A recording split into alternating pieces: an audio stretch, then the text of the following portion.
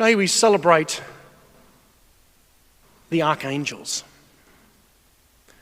Sometimes we like to sort of give them human form, thinking like they're almost a bit like saints. They're a bit human.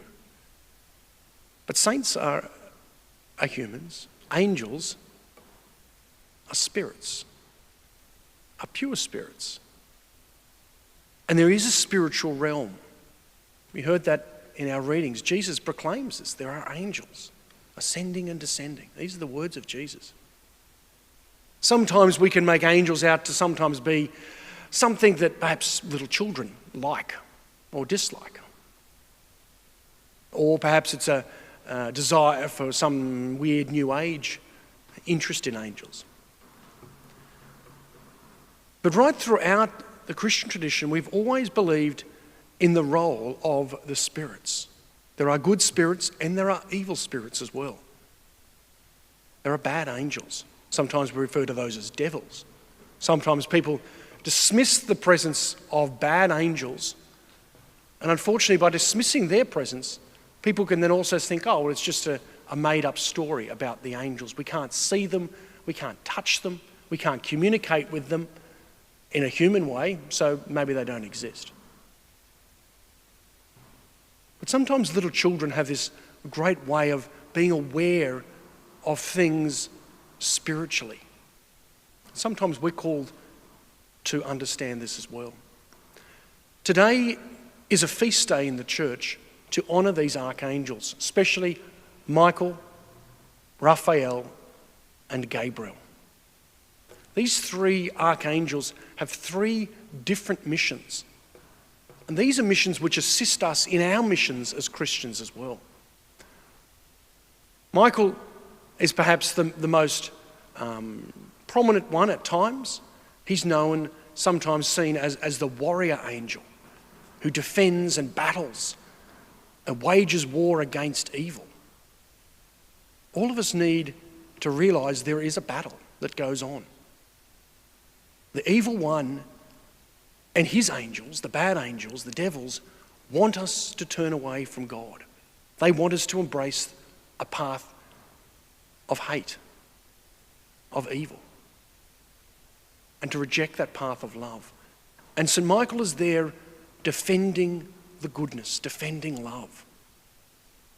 And we should pray for St. Michael's assistance, the Archangel Michael's assistance, so that when we're battling the temptations that each of us have, and all of us can be impacted by temptations, desires, even by our routine, pray for that assistance of St. Michael during those times of difficulty, so that we will be able to say no to evil and say yes to the way of love, to God's kingdom. You then have Raphael. I think he's the most forgotten of the archangels. People know quite a bit about Michael, a reasonable amount about Gabriel, but Raphael is sort of a little bit forgotten. All these three angels are mentioned in the scriptures in different places. Raphael is the archangel of healing. All of us need healing. We need healing now. Our world needs healing, both from COVID, but also from the impacts of what COVID has had in so many ways. So we pray for the Archangel Raphael's assistance.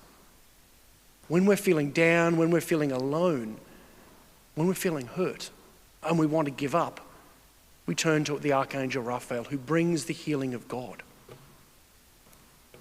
And then you have the Archangel Gabriel, who is the messenger of God, who comes to visit Mary, who comes to visit Joseph.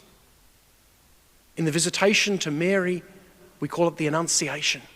The Archangel Gabriel comes, and then God comes and makes a home inside of Mary.